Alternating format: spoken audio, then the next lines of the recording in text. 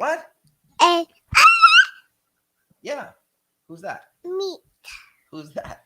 We have a special guest, ladies and gentlemen. Look, For this, Matt, look, that's you. That's me. Yeah. And that's who's that? That's you. That's AMIT. You say, hi, AMIT. Pop, look, Matt. That's you. Yeah. Okay. So now you say happy. Oh. Happy birthday. Oh. Thank you. I appreciate it. Sorry, I unplugged my camera like a week. What's up, everybody? Welcome back. We are here. We're going to get started in a little bit. Chris and Vitaly should be here soon. If Vitaly can't make it, Chris will be here. And yeah, we got another week of the market starting 24 hours. No, you're good. You're good. John Sarge, what's up? Imnop, Learning Finance. That's a good name.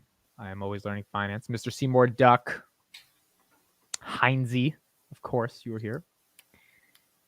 Did the Zocold. What's up? Jibok Music. Hey, Matt. It's AMIT. And then Amit. Yes. Then Amit. She's so cute, bro. She's so cute. I would see.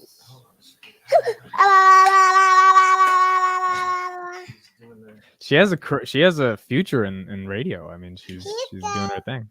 Here's the ice cream. She's trying to offer you some ice cream. But You know your camera's not working, I know, right? It's not coming back on. I don't know what happened. Okay, I'll get you back in once you're good. All right. Hello, everybody. Welcome back to Finance Junkies. Kevin, what's up? Juan Carlos. It was my birthday a week ago, so that's why Carlos was telling his daughters happy birthday. Persian Prince, RLG, Atit Agarwal, Juan Carlos, Michael Wilder, Kelly. Thank you all for being here in the chat. Kevin Smith, what's up? I don't know where the other guys are. They're not really showing up to work for some reason, even though it is time to work. It's 7 p.m. We got to get to work. Look, Carlos left now. He's gone. Everybody's gone. Is this just the AMIT show today? I mean, I know you guys like me. I know you guys really like me, but I don't know if I can do the show all myself.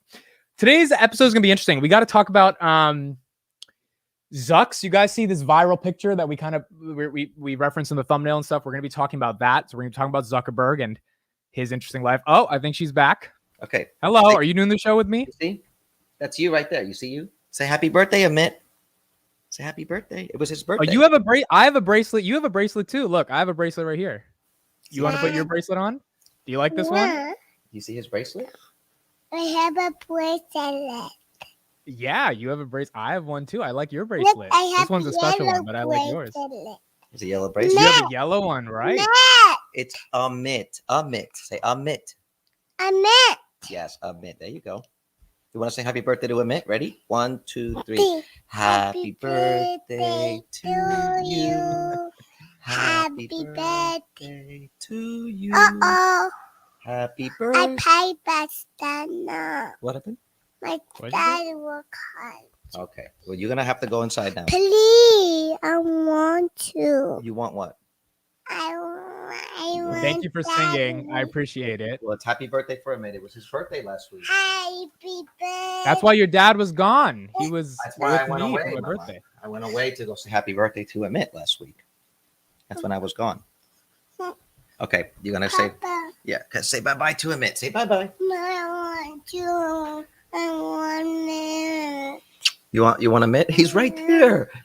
He's We right both there. have a bracelet. We look at us. We both That got one. bracelet. Look, yeah, I you put yours on. I got mine. bracelet. Mhm. I know it's Yellow really pretty. It's like a sunshine bracelet. It's very nice. No, it's like a sun. Like a sun, yes, not Like a sunshine. sun, right? Yeah, the Okay, sun go is yellow, to right? it. Go inside. No. Grab your juice and go inside. I'll see you later.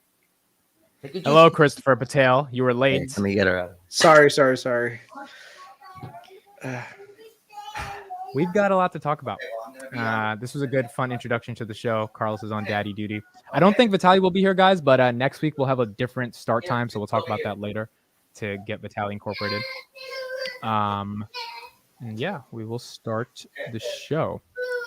So let me just get 1 second. Let me pull something up. No, we should be good. Chris, how are you doing? How's your weekend? Good, man. Just hanging in there. I had multiple like Patreon calls, so like that's why I was late. I was a little tired, dude. The Patreon people are getting kind of smart, man. I like it. They're starting to understand the investing strategies that I use, but more the style. And so they're asking the right questions, which is what I like to see. And so yeah, like shout out to Catherine. Catherine's like, she was actually telling me she's been watching forever, and so I had a nice lengthy discussion with her today.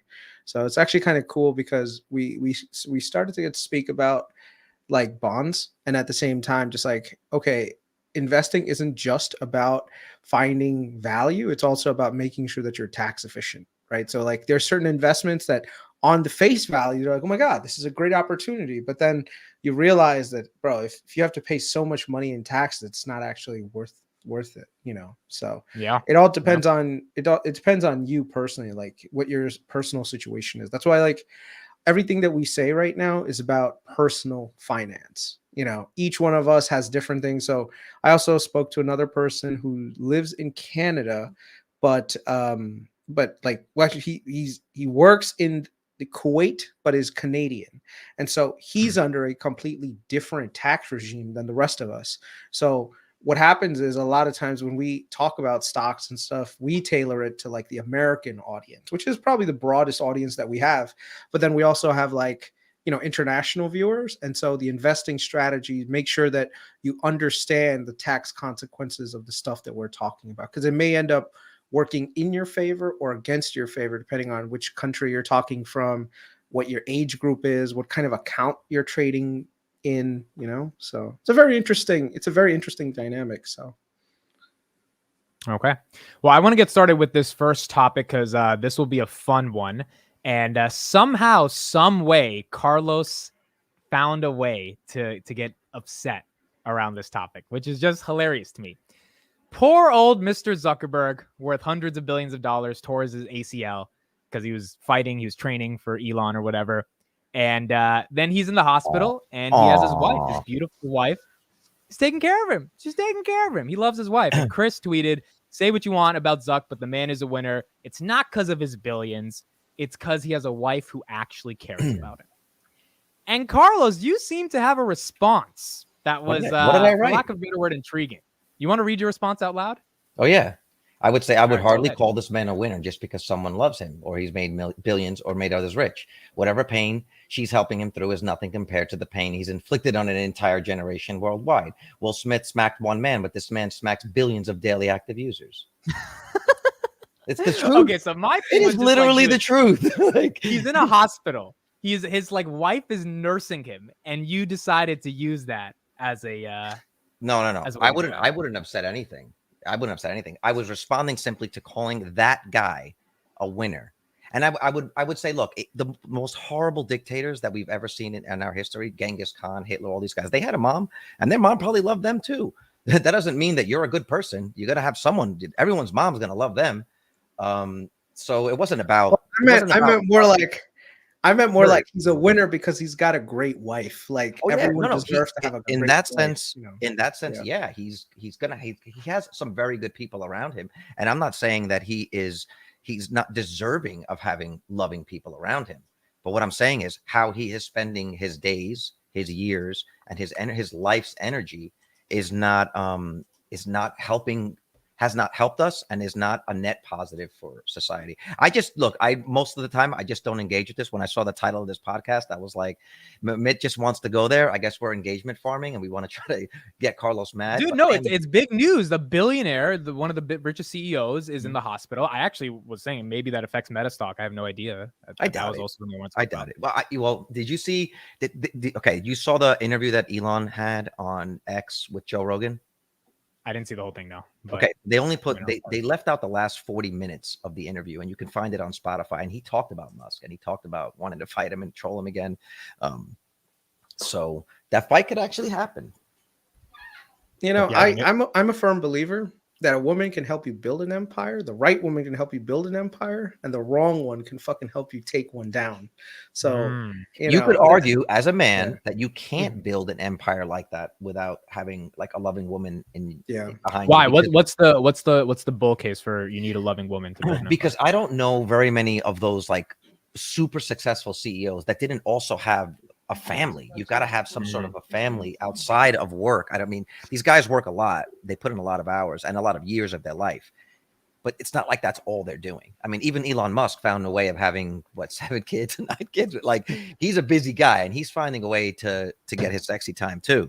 You know what I mean? Like no matter how busy you are, you make time for that. So Yeah. you need that as part of like a balanced life, even if it's in the margins. And to have a woman that can support you through that and basically handle one half of your life while you're handling the other part. I think that's Do you think Zucks is trying to gain sympathy with this whole I'm in the hospital, blah blah blah, or how do no, you? no. It's like it's the same thing like we say about Elon. Zuck has the right to use social media in the same way that we all do. If he's in the hospital, there's a bunch of his fans or people that support him that would want to know what happened. And I'm not wishing any harm on the guy. So I don't think he's wrong for doing that. And I don't think it's fair to paint him as having bad intentions for posting that. You know, I don't think it's fair to say that he's looking for sympathy or he's looking for people to simp for him. I don't think that's fair either. I just have real issue with what he's spending his life on. Yeah. There is one thing though, like, you know, this comes down to your perception of what a person has done negative for the world. Like, as an example, you may think, and I agree with you to a certain degree, that, you know, guys like Zuck, they profited off of social media and they've made, you know, X, Y, and Z money because they like basically made this addictive algorithm that keeps people engaged with social media.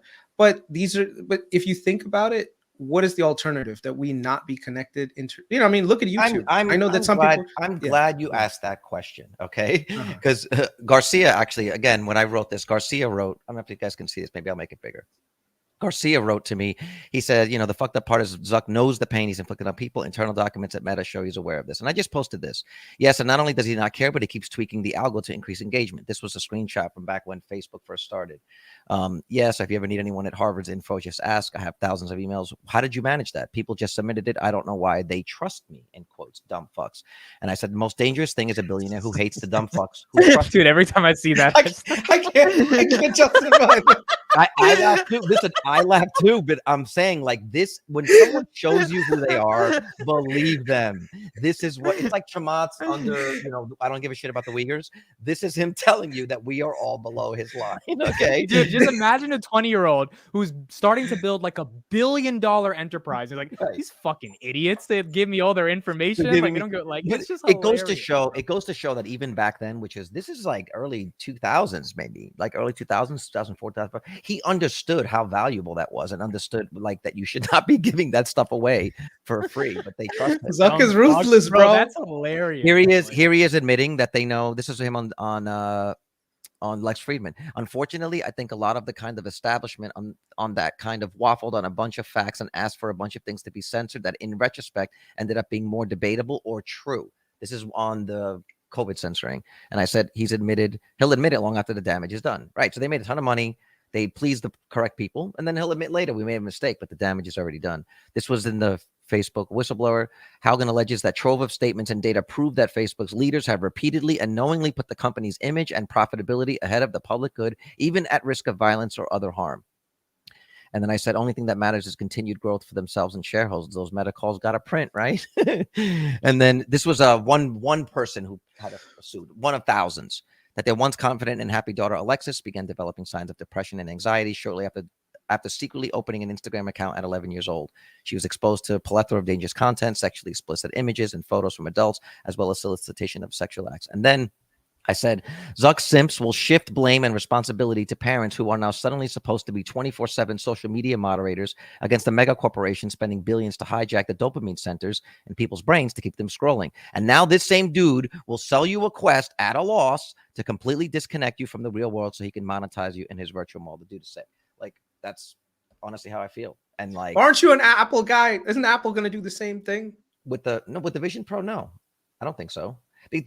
Apple's business model is fundamentally different from Facebook. And look, Apple tried. We've discussed this. Apple tried to create a social media network, Ping, and it was a disaster. It was an utter failure. So Apple is just not good at social media, right? And that's fine. They don't need to be in order to be successful. But that's the tricky part when you have a social media. And so to your point, what's the alternative? The alternative is a paid service. The alternative is a service where you pay for it and you subscribe to it and you say, I want the value from these social media companies without them being inherently incentivized to hurt us because they have to have an ad. Dude, model. they're trying Get that in rid Europe. of the They ad were model. testing potentially a $15 a month subscription to Instagram in Europe. Dude, There's some the thing is, as documentation. much as I hate those programs, I would pay for it. I would pay to have. I'm upgrading to X Premium. $16 a month. I'm getting ready to upgrade. Listen, bro. I have I'll the fucking premium pay it. now, but I didn't see that. What's the new tier give you? The new tier gives you. I don't even know what they're gonna announce. Oh, Well, did you see this, dude, the new tier just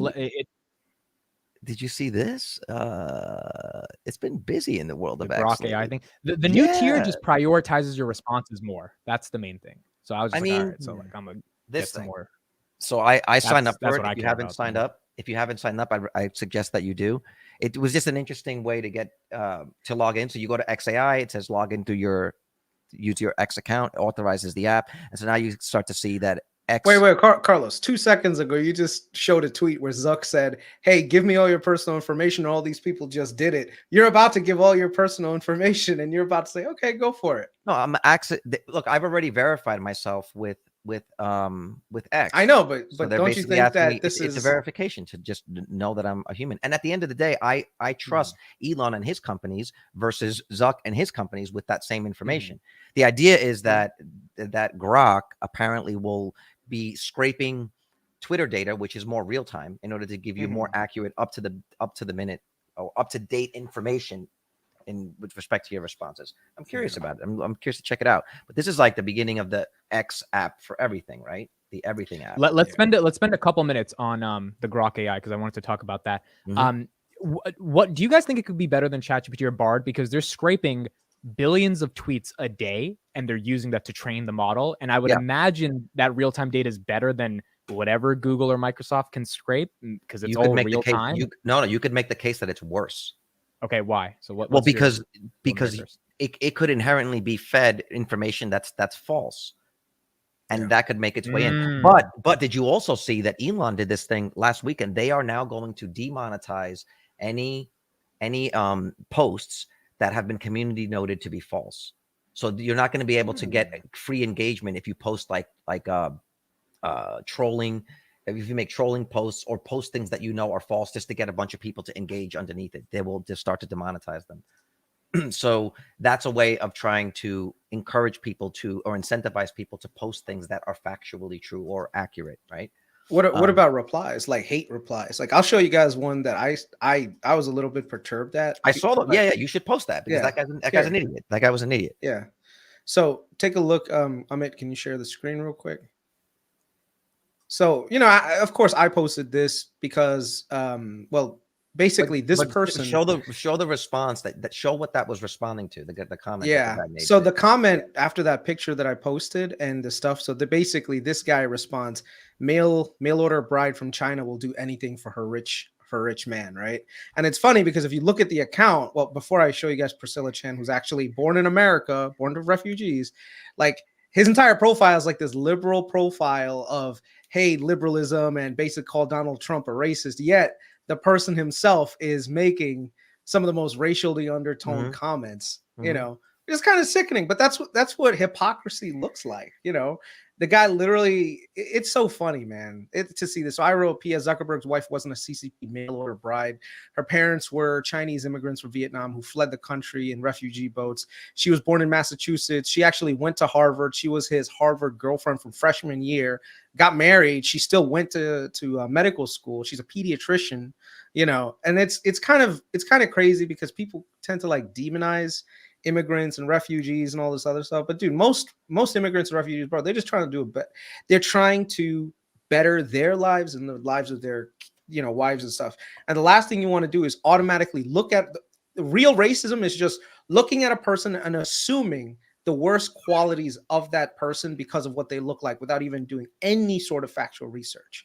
And why do they do it? It's because that person may not 100% be racist, but he just hates Zuck so much, his inner racism comes out flowing. Well, you hit on a good point there. This started with TDS, Trump derangement syndrome, where the hatred for Trump was so much that even if he did something positive, you could not possibly give him credit for it, and it actually skewed and turned people into racists that weren't racist, right? It turned people into misogynists that weren't misogynists. It's this idea of we have to always be against the guy no matter what. It's the same thing. Same thing even with Zuck, right? So the guy, whoever that guy is, maybe he really hates Zuck for whatever his reasons are, and now is just trying to somehow take like a real sort of adolescent backyard or schoolyard attack on his wife for being Asian. Like, I mean, Asians are some of the most contributing, probably one of the most contributing demographics in our country.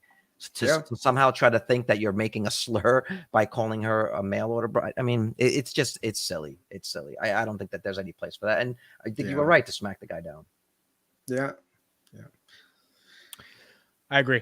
Guys, I think there's still a little delay on my end. What do you think? You're the 26-year-old here. Me and Chris are going to be the old angry men anyway. But like, what do you think about this? What do you think about what we just said? Okay, so Chris said the definition of racism is when you look at a person and you judge them without knowing who they are, right? You just like make an assumption on them, right? Mm-hmm. Okay, so if I see a hot girl and I'm like, oh, she's hot, is that racist? No, that's not how it works, judging man. The girl. No, he's Like, he's trying to make He's trying to make a joke.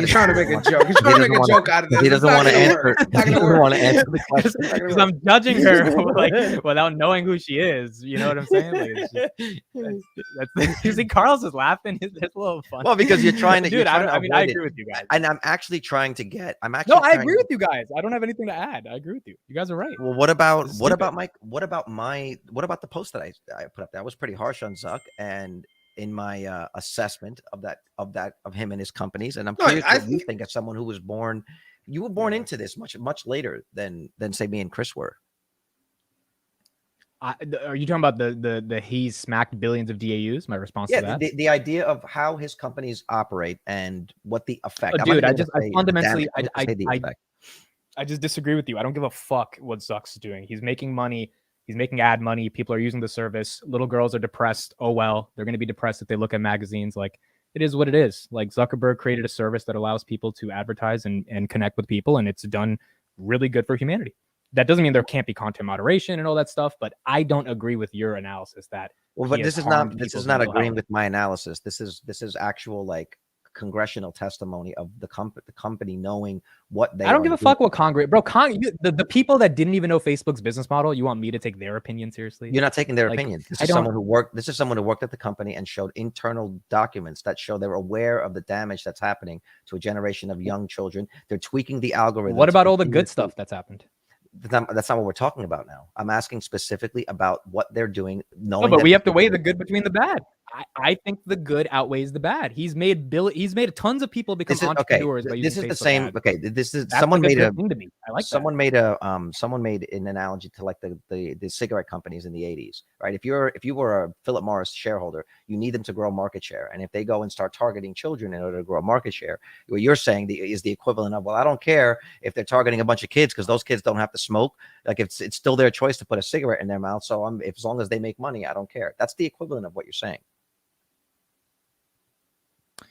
Dude, I do not think Facebook or Instagram have had a detrimental effect on humanity. Have they had some bad effects on people's mental health? Yes, those people need to figure out their own shit and stop blaming Zuckerberg. Yeah, no, 100%. When the company knows exactly, when the company is creating algorithms to specifically achieve that end result, you're saying it's still up to them.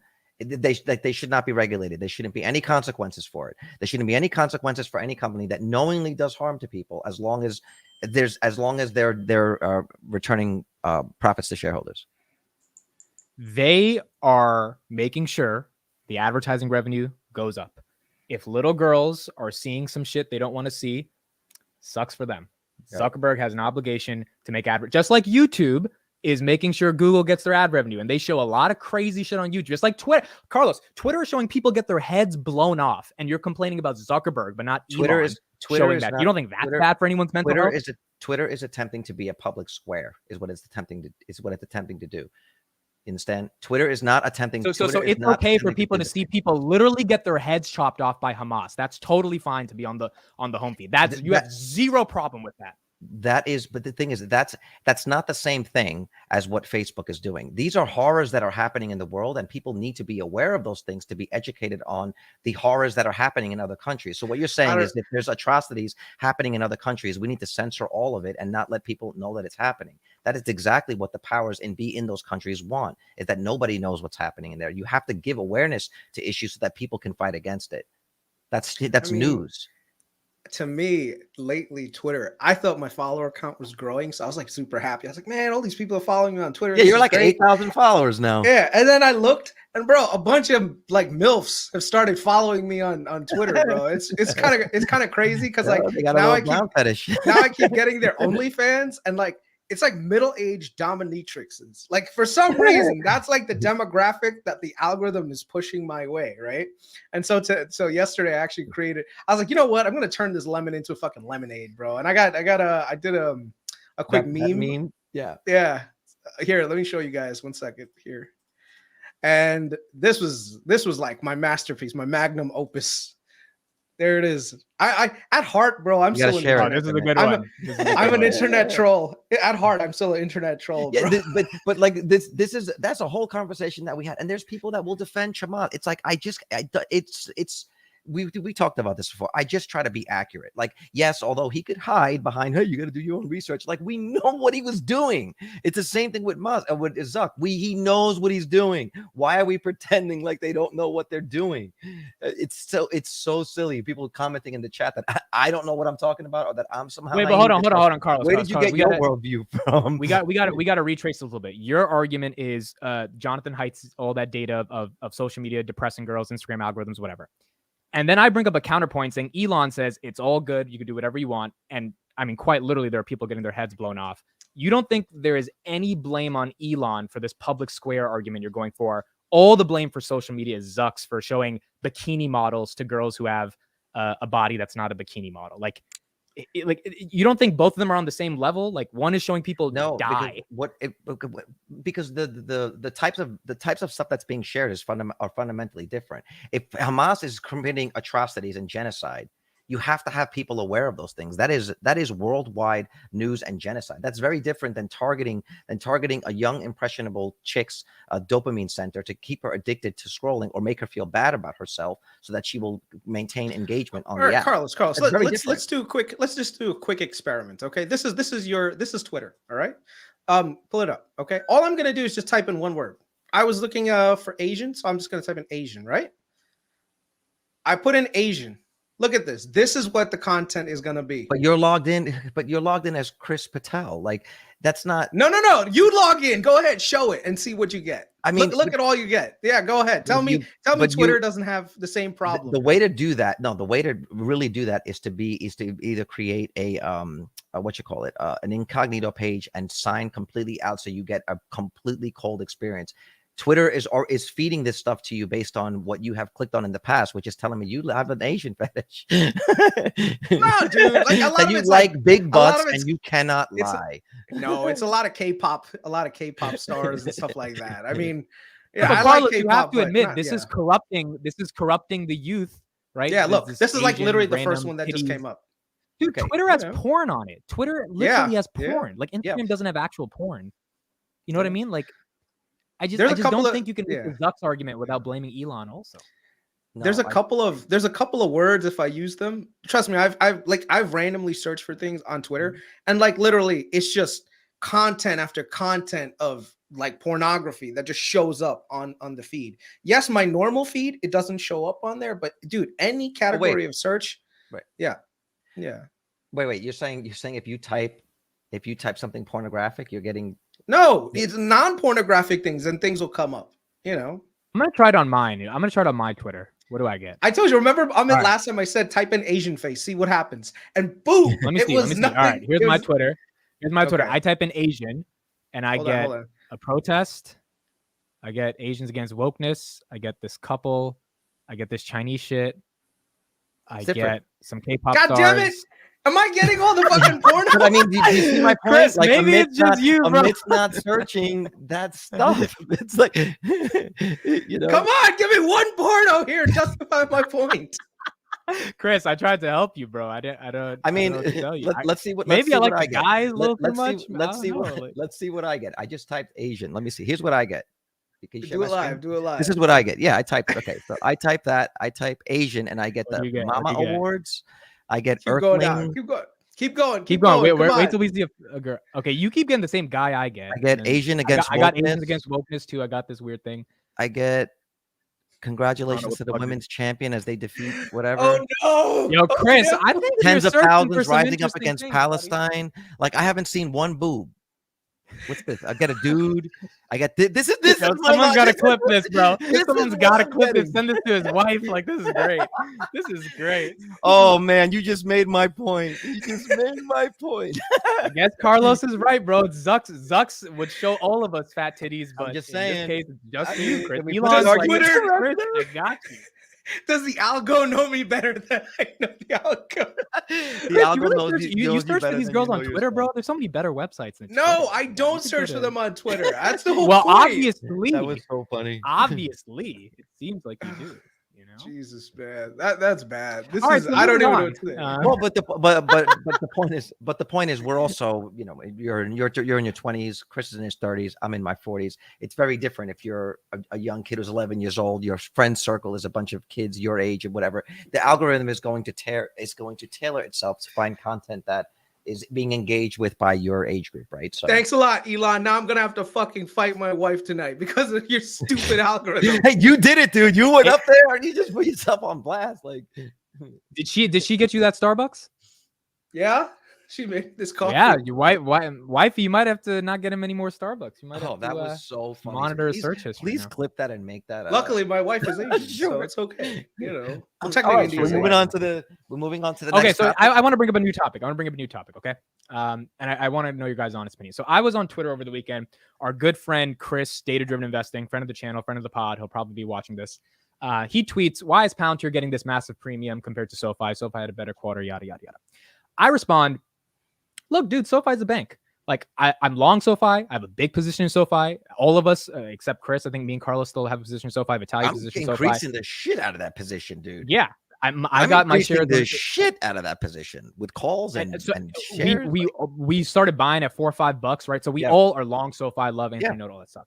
Yeah. But I texted him like the reason it's not getting a crazy premium is it's a fucking bank. Like it's not that exciting to the market. It doesn't have the retail frenzy that Palantir does in terms of AI, all that stuff. You could say all that stuff is stupid for Palantir and it's not warranted. But at the end of the day, the stock price is the stock price because SoFi is a bank. People don't care that much about a bank. And the amount of pushback I got for saying SoFi is just a bank was quite literally absurd as per someone who's bullish on SoFi. And so I want to ask the question to you guys, given what you know about SoFi, is it not just JP Morgan and Bank of America, but for a millennial generation, and there is a tech side to the business that is not valued at all by the markets, or is SoFi actually much more than a bank? What do you guys think? Say that last part again. I'm sorry. Value Mind's comment at 4:33 is probably the button to the conversation. That's the Facebook point. censors people even That's when the they are right.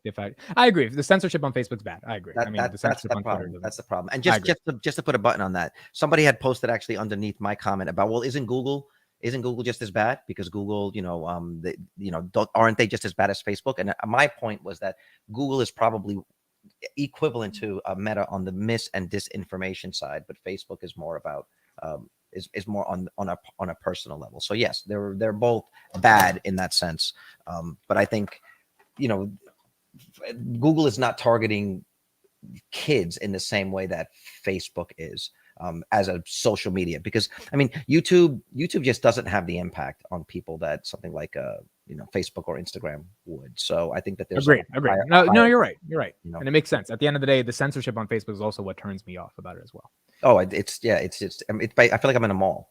It's like one feed from a friend and it's just nothing. Okay. So moving on to this other thing, is SoFi a bank? I think the idea of banking is changing. And this is something that we saw even years ago that started with like ING Bank, the idea of a bank without walls or a bank without a physical location. And I think SoFi is maybe they're the ones that are actually going to make it happen. They're going to refuse to get bought out and stay independent. That's the reason why I'm investing. I'm investing because I think the next generation that's coming up does not see banking in the same way that we do. And so I'm banking on them. But it's SoFi more than if the business is a bank, the valuation is the multiple because it's a bank multiple. Like, is there more to SoFi than it just being a fucking bank? That's my question. Well, Like, they can still be a bank. They can still be a bank, but if they're growing like crazy, no, they're growing fast. I agree, and that's what then you can give them a multiple for that. But are they more than a bank? That's my question. Well, they're fast growing. I love the growth. Okay, but then you have to define. Well, then what services does a bank like? What do you classify as a bank? What are the only services that banks provide? Well, see, Bank of America, JP Morgan, they do everything SoFi does. It's just a different generation. Well, hold on. Go ahead, Chris. Okay, so there's plenty of things that banks do that SoFi doesn't do. Like traditional bank, they have all right. First of all, they have physical locations which have ATMs, and they have physical tellers there that you can go deposit cash to and all this other stuff. You can do that in a limited scale with SoFi, where you can actually go to like I think a 7-Eleven or a Walmart or something, and they have like these partnerships where you can like have a checkout person deposit. I don't know. It's a weird thing. I've never done it, but it is possible. But a lot of people like to know that they can just go withdraw cash, deposit cash to a physical branch location. The other thing, a lot of branch locations have like, what is it called? Lock boxes. Like that's a really good business for a lot of banks because they already have safes and vaults. So that's another part that people have. When it comes to small businesses rely a lot on physical banks because you have to go. You have large bills get turned into small bills get turned into change for customers. You know, right now we're not at a point where we are completely cashless yet. So that is another thing that you need.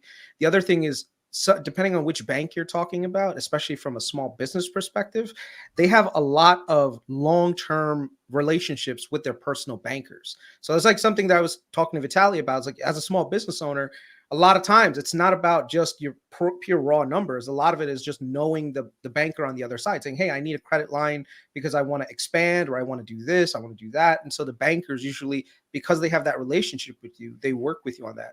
So, you know, I think what a lot of people are doing is they're looking at SoFi and saying, hey, as a consumer, I think this company is great.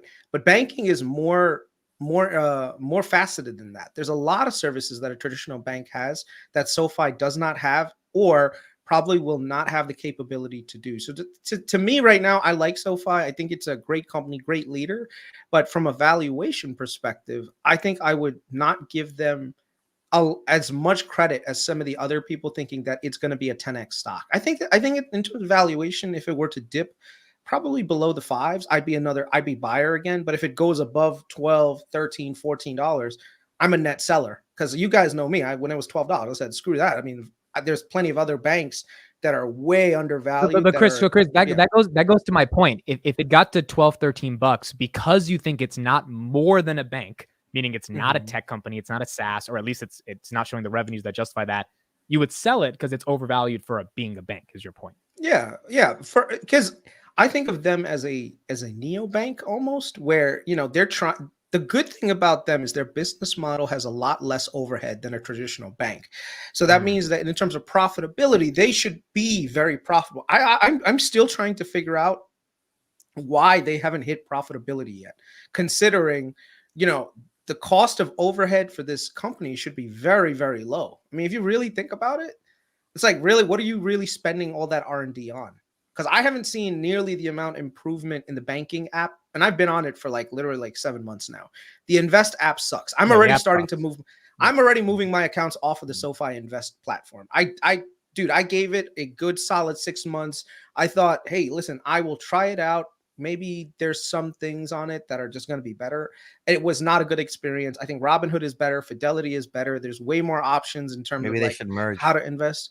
I believe it or not, that is actually one of the best things that they could do. SoFi and Hood merge. Yeah, bro. SoFi and Hood, if they merge, bro, I'm a buyer. I think both SoFi's banking relationships with its consumers, like a younger demographic consumers, could be a really big boon. And then on top of it, you have your invest platform from Robinhood, and you combine those two together, you got a dangerous mix. Yeah.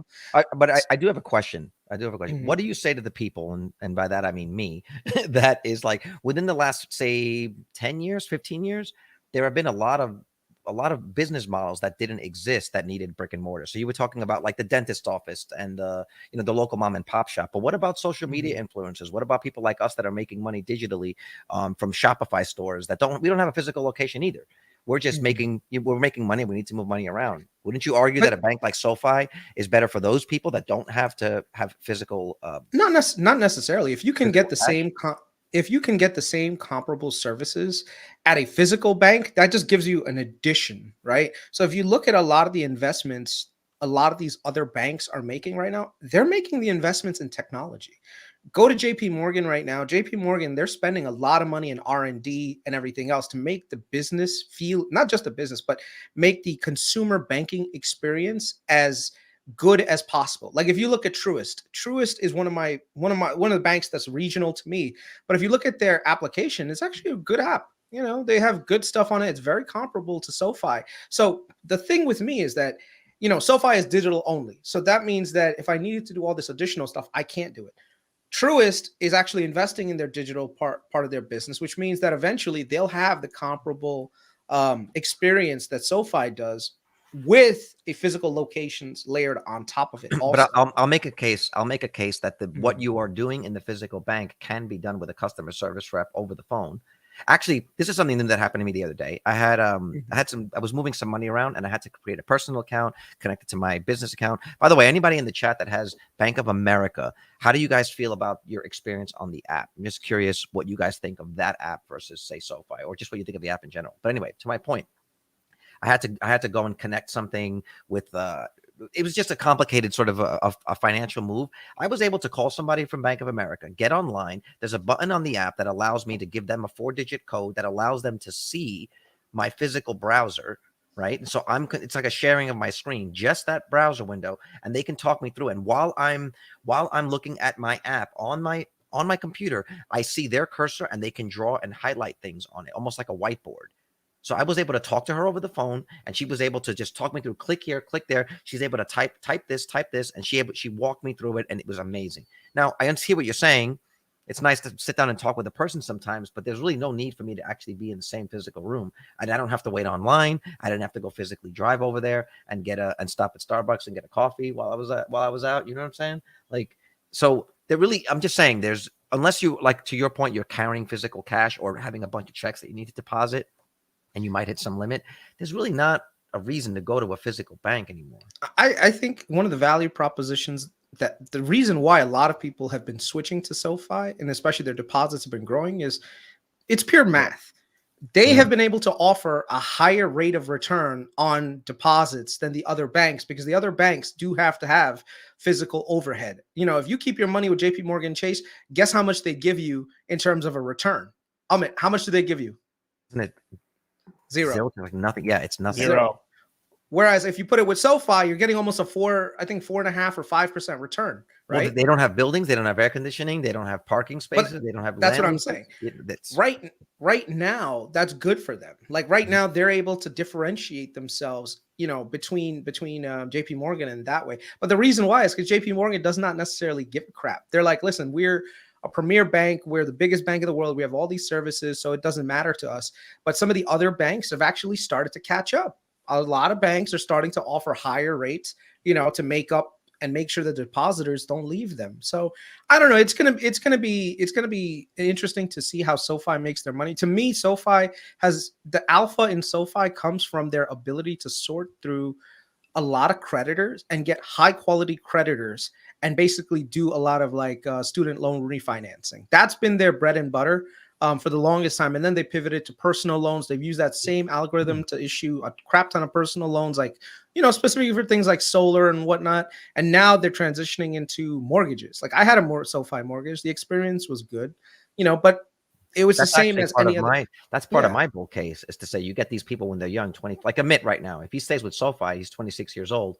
Yeah. When he's 31, 32 and wants to buy a house, if you're with SoFi, that's the first place you're going to go. So it's all of this sort of pent up future revenue that you're going to get from these people. As all of that makes sense, and all of that's good. And that's why KRIS on Twitter, he was like, it's a financial ecosystem. And I'm like, I get it, but it's a bank. It's a financial ecosystem bank. Like there's nothing more to it other than the fact that, they're getting me at a young age and it's attractive and all that stuff. but it's a bank. It should be valued like a But bank. you I was can- just trying to right, but you explain can- to him why Palantir is getting a premium over a bank. Like Because- people don't see the potential in a bank, you know?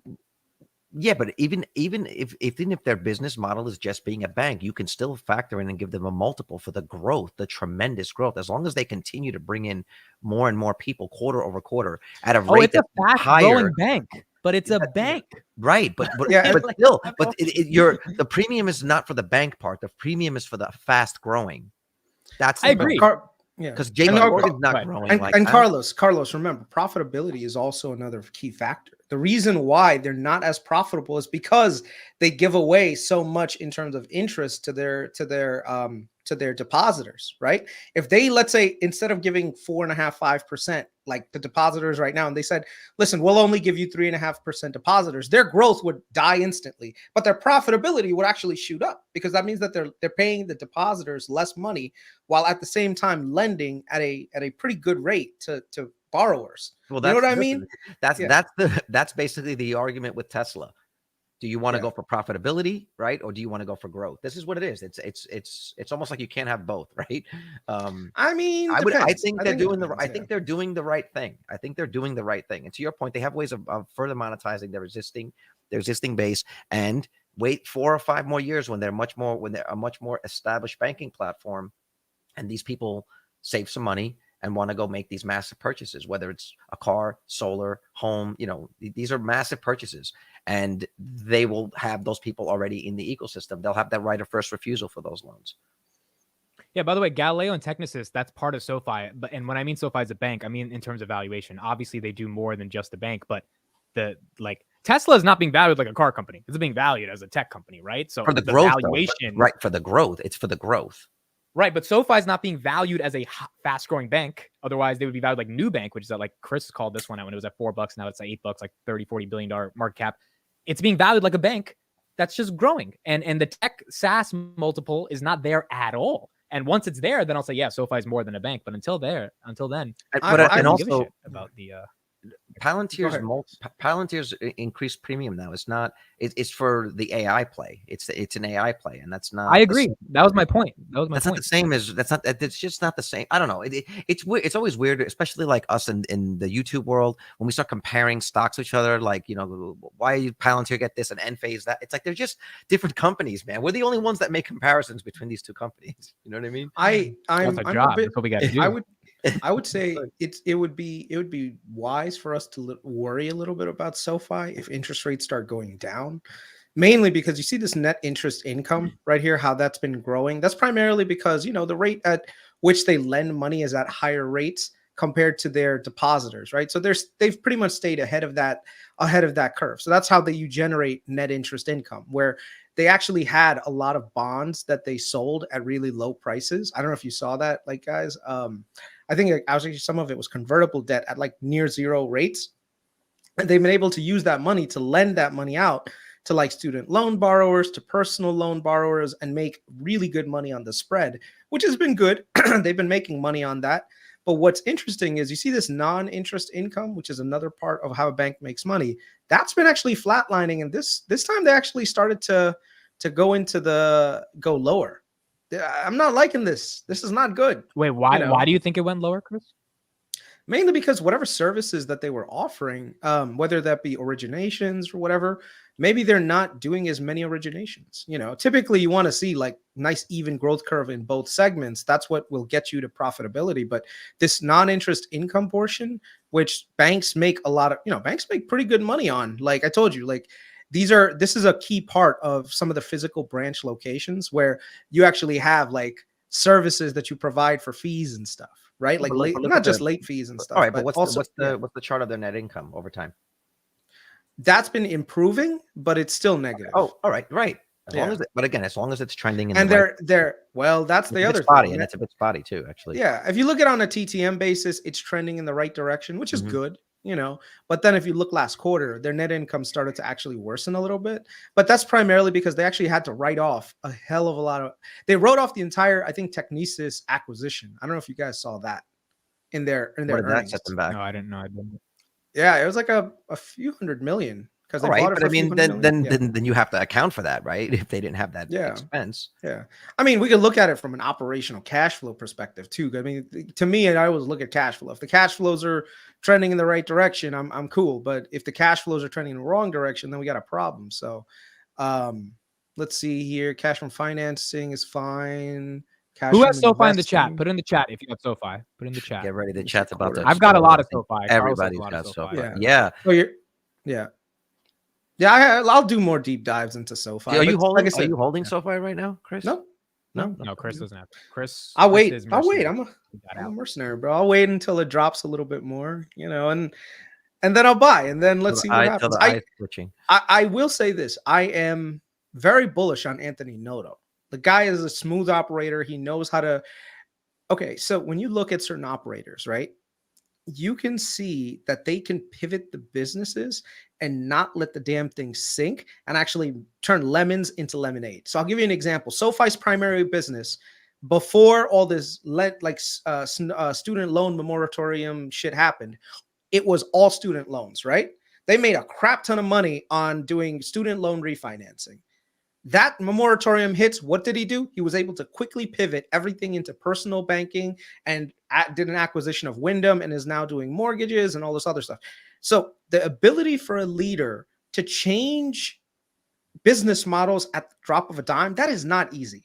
But if you can actually successfully execute that, that means you've got something there. So as much as I like SoFi, I think that he is the type of person that no matter how much bullshit Chamath and the former management handed this guy, I think he's going to turn that shit into lemonade. Because I mean, SoFi was a lemon before. That would be my argument when you were talking about their net interest income. Mm-hmm. That he sees those charts too. They see those charts internally and they understand what they need to do. So they're operating. They're operating their business in the environment that they are dealt with, right? That is a lot of it's out of their control. And as rates change, I'm confident in the management that they will adjust the business model to continue the path to profitability, and still focus on giving providing a good service. Yeah. All right, we got 8 minutes left because we got to go at 8. Can we discuss regional banks? And I think, Chris, you can bring in some macro, why they went up, what's going on. This Bill Gross guy who I didn't know about, who apparently is like a godfather of bonds, and he said one thing and stocks go up. And then where do you think it's going this week for the market? So go ahead. Why are regional banks rallying? Most of the regional banks, they're impacted by two things that's been really bad for them. Number one is AOCI losses. There's a lot of regulatory changes that happened after the great financial crisis that basically made it so that really, really important banks, systematically important banks, the largest banks in the world and the country, they have to maintain certain capital requirements. And they also have to use certain metrics like something called AOCI losses. So that's losses that's called other than comprehensive income, where basically these are technically paper losses because they're not recognized, but you have to include those in the calculation of how much capital you need to hold on your balance sheet. So the more money you hold on the balance sheet and not lending out, that means a less profit, right? Regional banks, for the most part, were exempt from a lot of these rules.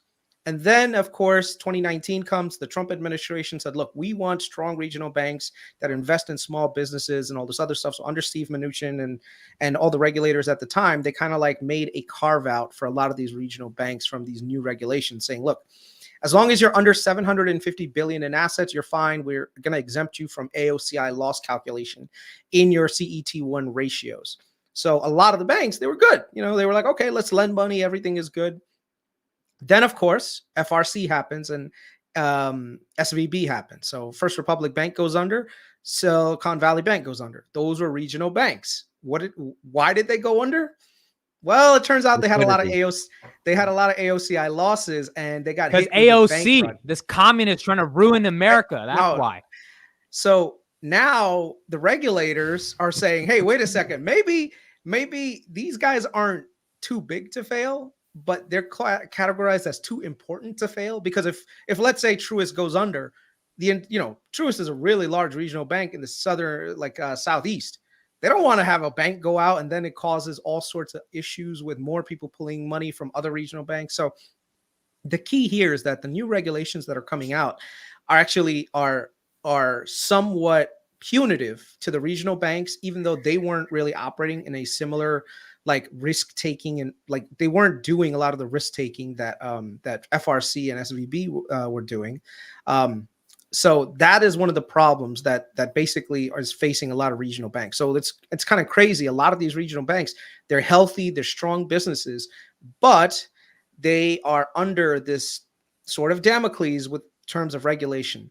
So at this point now, some of them are actually trading at all-time low PEs, and on top of it, they're trading at way below book value. So they actually have more assets on the balance sheet than they have liabilities, which is a good thing to have technically for a bank, because that means that it's undervalued. It's an easy metric to follow. So guys like me and Bill Gross, we look at the debt markets and we look at the bond markets and saying, okay, what is that telling us? And what I'm seeing is that we're starting to see a lot of deflation happen. So if deflation happens, interest rates are likely to be cut faster than a lot of people are expecting. And the thing is, as interest rates go down, those AOCI losses actually go the other direction. So they actually become a lot less, because the reason why the AOCI losses happened is, if let's say 2 years ago you issued a 30-year mortgage at, let's say, 3%, which at the time would have said, oh yeah, these guys are okay, let's lend it to them. But now the interest rates are like 5.5%. If you do mark-to-market calculation on that same loan, no one is going to buy that loan for you for face value. They're going to say, no, this is a discounted loan. So at this point, that face value does not matter. So you have to record that as an AOCI loss. So the people are still paying their mortgages. There's no issue with credit risk. People are, over time, those AOCI losses will naturally like disappear. But in the short term, because rates just jumped up so fast, those AOCI losses are like a head, like pretty much they're like the sword of Damocles sitting on top of these regional banks. But now that deflation is happening, those AOCI losses should materialize. And if they materialize, that means that a lot of these banks will start trading at their normal valuations, what they were in the past. So traditionally in a recession, you would see credit tightening. But then also at the same time, when a recession really takes hold, the Fed has to take actions in order to kind of like support the economy. And the way that they typically do that is by decreasing interest rates, which helps with the AOCI losses, but also in terms of implementing regulations, they'll kind of like slow that down a little bit. And I actually wrote a pretty good letter to the Fed that Jerome Powell is going to have to read, because it's in the comments section if you want to pull that up on it. Yeah, KRIS Vader Capital LLC literally wrote a letter. I didn't even know you could write a letter to the Fed, and they accepted it, right? Yeah. So now they're gonna have. It's for public comment. It's for public comment. Do you wanna take a look at it? Do you have it? The link for it? Can you pull up? It's not showing up on the Bill Gross tweet. Is it on your regular Twitter? Yeah. Just scroll down. It should be a link there. On your so that's Twitter. So Jerome Powell's gonna have to basically listen. Yeah, here it is. I got it. Yeah. So what happens is before the government actually makes before the government usually makes decisions on regulations, they do have sometimes open debates from public saying, look, we want to listen to the public. We want to see what they're saying. So, there's been about 15 comments on this proposed legislation. So this was my response to these guys. I don't know if you guys want to read it, but, but basically it's kind of cool. Well, we got to end it here because I got to go at 8. I'll put it in the chat for those that want to see it. And it's on, actually, go to KRIS's Twitter. So if you've not followed KRIS on Twitter, it's in the description. You can go there. You can get the link there. But Vader Capital LLC basically said this stupid requirement you guys have to increase the liquidity of these banks for regionals is dumb, and we should stop that regulation. I didn't, believe it or not, I did not say stop the regulation. I said they need to elongate the process, because the Fed caused this problem by raising rates really fast, right? So if you are the reason why the problem started, you have to give time to the industry to catch up. So like here, I put at the end, the last part is probably the most important. The swift escalation of short-term interest rates by the Federal Reserve has contributed to these AOCI losses, which are anticipated to normalize over time. Nonetheless, the proposed implementation timeframe may be excessively expedited. While I do support eventual inclusion of AOCI losses into the regulatory framework, I maintain that the opinion that the current implementation schedule is too immediate. This rule change should be deferred until AOCI losses naturally stabilize, permitting a smoother transition. Advancing it now could inadvertently trigger unwarranted credit contraction and severely limit the options available to small businesses, particularly at a time when the credit markets are markedly tightening. So basically, my thing is, look, if you implement this right now, all these regional banks, they're going to stop lending. They're going to cut back on lending. And they're just going to say, listen, we have regulatory framework, which means we have to keep more money on the balance sheets. So during a recession, that's the last thing you want to happen. Because like, let's say right now, your dry cleaners is a great business. It's did well, but now you get hit by a recession. You know, customer growth is slowing down and you need to pay the bills. You need to buy a new machine, right? To do your function. Now, you can't say, well, you know, I'm sorry. You go to the bank and the bank says, listen, I wish I could give you the loan, but I have these regulatory requirements that are keeping me from giving you more money, you know, to survive through this recession so that you can come out ahead. That's a problem for a lot of small businesses. The access to capital is what makes economies, but it also lack of access to capital can break an economy. So, you know, this is also why this podcast is so legit, because I don't think a lot of financial podcasts have a guy that's actually writing to the fucking Fed. Like, you're really in the weeds of this shit doing this stuff, which is just that's his niche. Pretty cool. That's his niche. Yep. And all I'm saying is the way that we hold the Fed accountable for creating certain situations, we should do the same thing with our social media companies. And with that, we'll see you tomorrow. You know, we got to continue the debate. One thing I do want to say, so P. Morton wrote, regulation is dumb. Famous last words from 2007, as I remember. The key is regulation is not dumb. Regulation is absolutely necessary in order to make a healthy, functioning economy work. But you also have to do it in a timeline that works with everyone. You can't just like today, make a rule and implement it tomorrow and then think that everyone is going to be able to live up to it. Think about anything that you're doing in your life right now or your business.